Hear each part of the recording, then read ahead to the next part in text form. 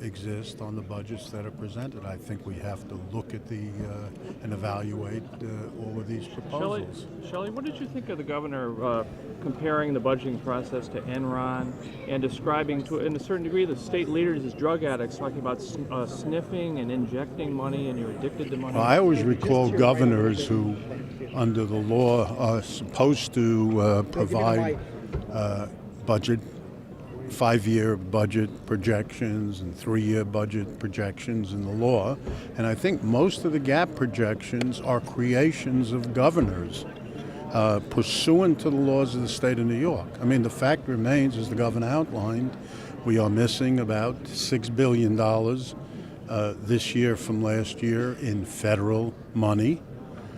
We are missing about $1.25 billion in terms of the impact of a tax surcharge.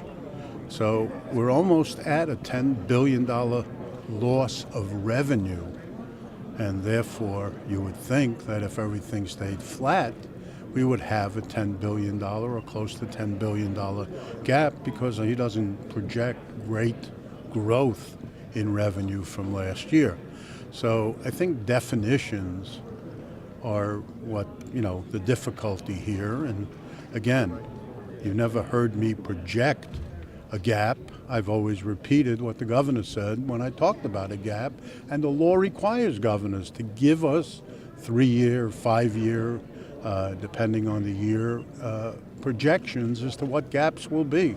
So they've all been created by budget offices and by governors. Mr. Speaker, what did you think at the end of the governor's presentation, where he talked about ethics reform and said it was about restoring the credibility of the state legislature? Well, it's clear that we have to do ethics reform. There's no question about that, and we ought to do that. It's about the government, period. The government of the state, and people are frustrated with the government of the state of New York. It's beyond the legislature. It's the executive branch. People want to know when they go to a department of the state, they get a decision, they get action on things. That's all about the frustration with the state of New York. It goes far beyond the legislature. Mr. Speaker, are you going to insist on member items this year? I can't hear you. Are you going to insist on member items? I don't. I haven't. We didn't have any member items last year. Are there worthy projects within members' district that ought to be funded? If there is a way to do it, they should be done. Will we insist? We don't insist on anything. Should the higher tax rates be extended?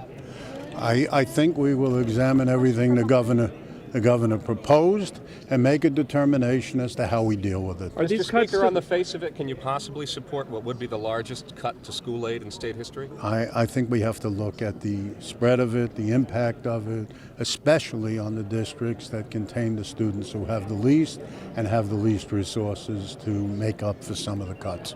Speaker, Thank you. How do you feel about the number of commissions that are involved in this budget? For example, we're cutting prisons. We don't know which prisons yet. The use of that kind of tactic. I think, clearly we have a lot of things that we have to look at. We don't pass a budget in one day.